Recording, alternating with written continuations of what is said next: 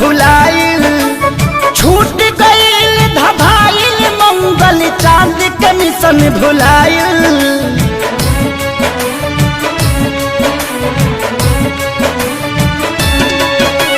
छूट गईल धभाइल मंगल चांद के मिशन भुलाइल। कुदरत के आगे देखा विज्ञान भी बौना हो गईल। भगवान के हाथ के कठपुतली इंसान खिलौना हो गईल। भगवान के हाथ के कठपुतली इंसान खिलौना हो गईल।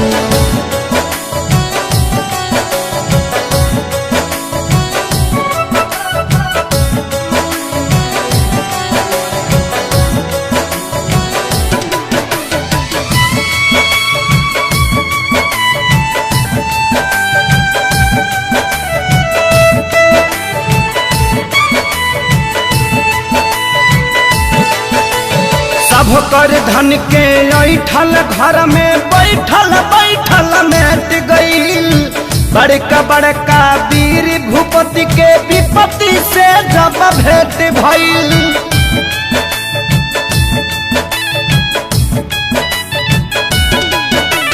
सब कर धन के ऐठल घर में बैठल बैठल मेट गईल। बड़का बड़का वीर भूपति के विपत्ति से जब भेंट भइल। त्राजिमाम जगत में भइल जब काम घिनौना हो गईल। भगवान के हाथ के कठपुतली इंसान खिलौना हो गईल। भगवान के हाथ के कठपुतली इंसान खिलौना हो गईल।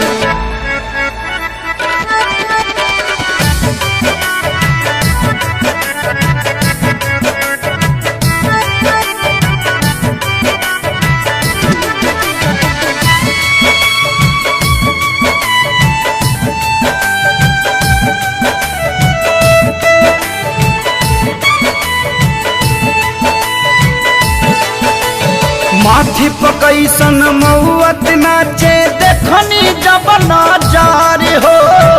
अपनों से मिले जुले में लागता अब डर हो।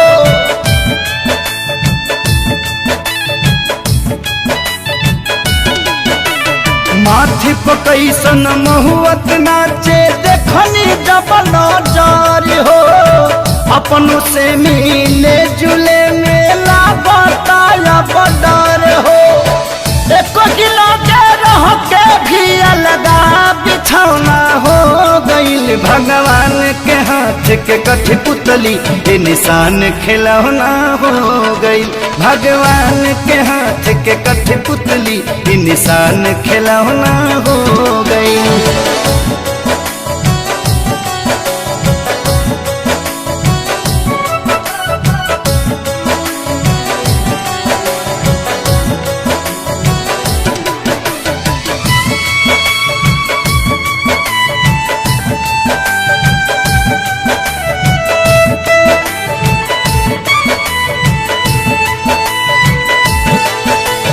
राजा के हथवा जोड़त देखनी प्रजा से करत गोहार हो। इहे देखी जिंदगी के लागल का बाकी मत हमार हो।